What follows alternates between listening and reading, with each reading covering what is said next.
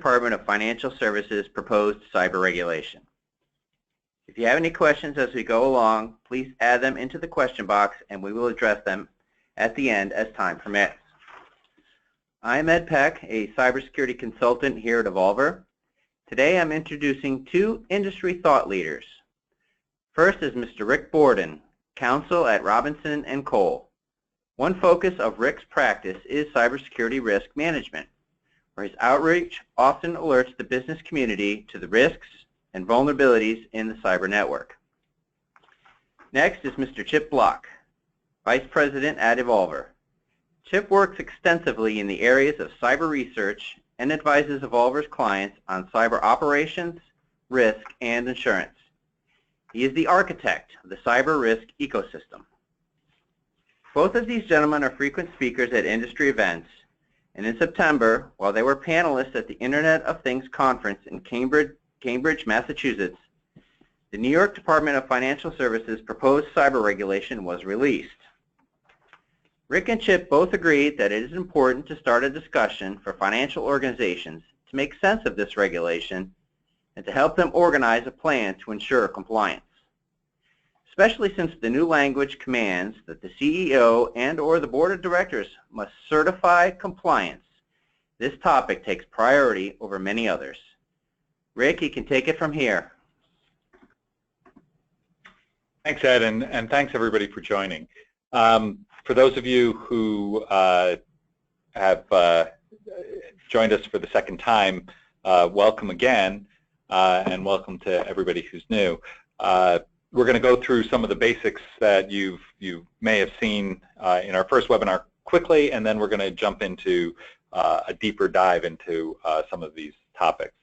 So the key information, as Ed said, the CEO, it's really senior officer, operations, management, risk, compliance, IT, security, all of this has to sign off on and certify compliance with the regulation.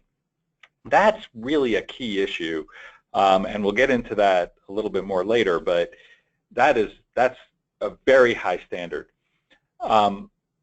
Once again, the focus of this regulation, while it covers confidentiality as other regulations have, it really focuses on data integrity and availability, and that is something different. That's a differentiator. Another differentiator is this is a very process-based regulation as opposed to outcome. In other words, it's not once there's a breach, this happens.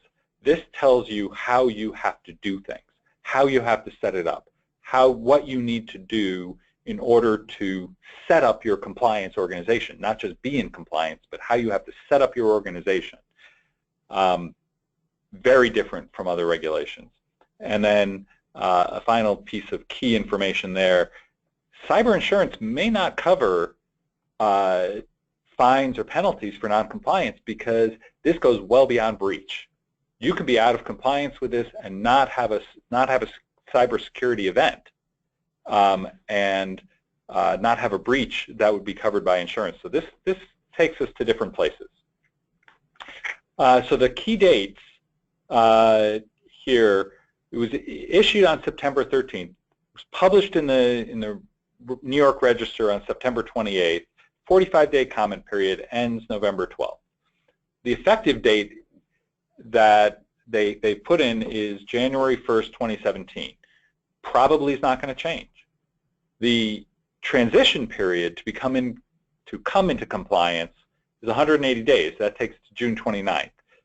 That may or may not change. The date for the required compliance certification by the CEO and the board is January 15th, 2018. That's probably also not going to change. So this is coming fast, and it is going to be pretty intense. So now let's talk about what's really required in here. So the key elements. For those of you who were with us before, this is something that you've seen. There are 7 policies and procedures. There are multiple reports and assessments. Each area has many, and then required action. Each area has many requirements that have to be met. And while it looks like most companies who are subject to the regulation have pieces of this, this is different. The level of detail required in each of these areas and the formality in decision-making, and that's a key piece of this, is different. The reporting and what you have to do with events is also different from any other regulation that we have in the U.S. at this point. And while this may seem to be the next step in regulation, this really jumps it up probably an order of magnitude, not just a level or two.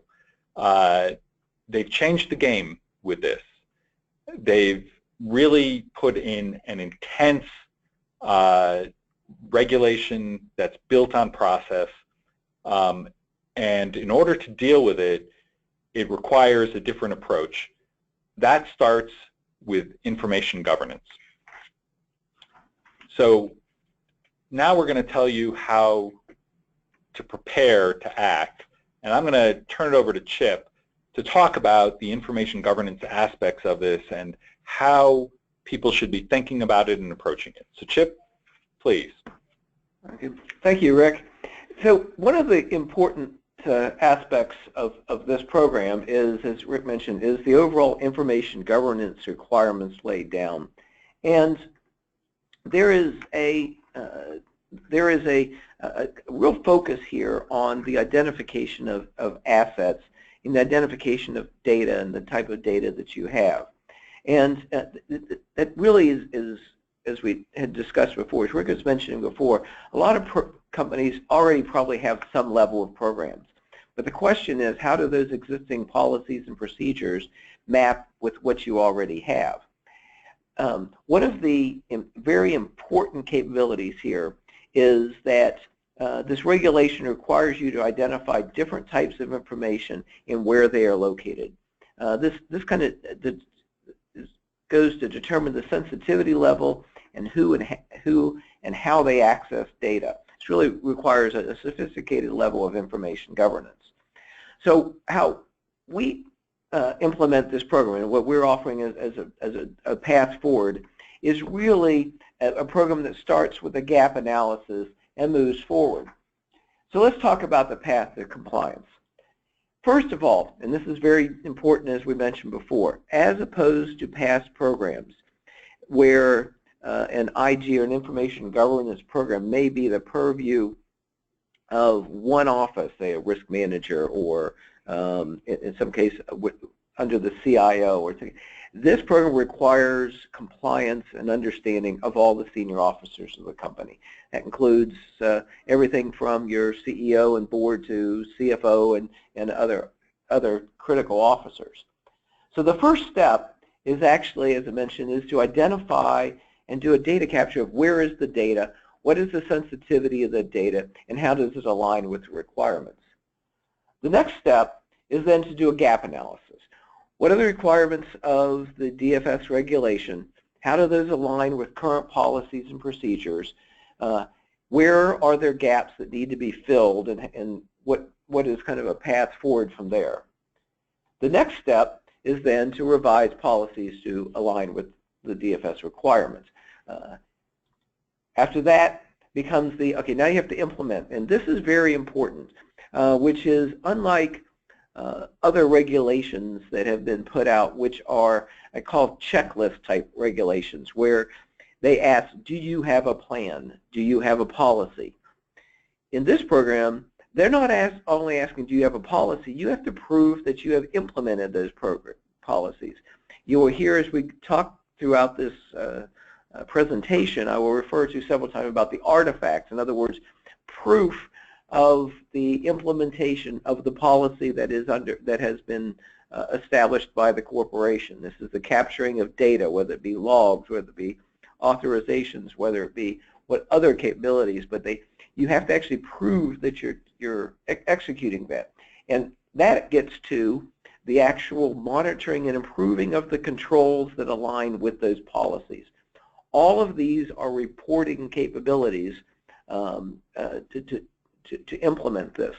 Now, Robinson, Cole, and Evolver have been analyzing these requirements. We have tools built and capabilities in place to help companies come into compliance, to do the gap analysis for the revision of the policies and the overall capabilities, so that we as our organizations can help you actually execute this process. So one of the interesting things is that the requirements here are very different. Rick, why don't you talk a little bit about some of the sample questions that come out of the regulation and how that's different from past presentations? Yeah, so this is interesting. So what we're going to do here is I'm going to ask a couple of questions, and then I'm going to ask the question the way that the regulation requires it.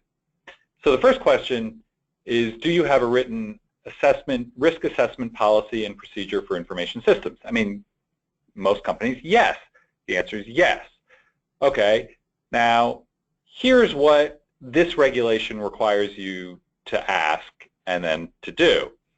So, and then we'll get to the second question in a second. Does the written risk assessment policy contain written criteria for evaluation and categorization of risk, assessment of the core cybersecurity program? So you have to have written criteria for evaluating and categorization of risk, including criteria for determining adequacy of existing controls. So it's not do you have the adequacy of existing controls, but do you have written criteria in your policy to determine whether you have adequacy of existing controls. When we talk about this being process-based, we mean something different. This is different than what's been done before. So now the second question, and these are just a couple of examples. There are examples of this in almost every line of this regulation. So do you have a written vendor and third-party management policy and procedure? Yes, everyone does. Everyone does. Okay. Does that third-party policy set minimum cybersecurity practices required to be met for third parties to do business with your company? No. I don't know anybody who has said, we've got a minimum, you can't go below this minimum. If you go below this minimum, we can't do business with you. I don't know any program that has that, or very, very, very few. So you have to then have a written policy that has those minimums in there. And getting back to it, that policy has to be approved by the senior officer or officers. So this includes management, IT, operations, compliance, risk. And so all of this has to get together in order to have these criteria, have the minimum standards. This is extraordinarily process-driven, requires processes and decisions to be made and documented in a way that hasn't been done before.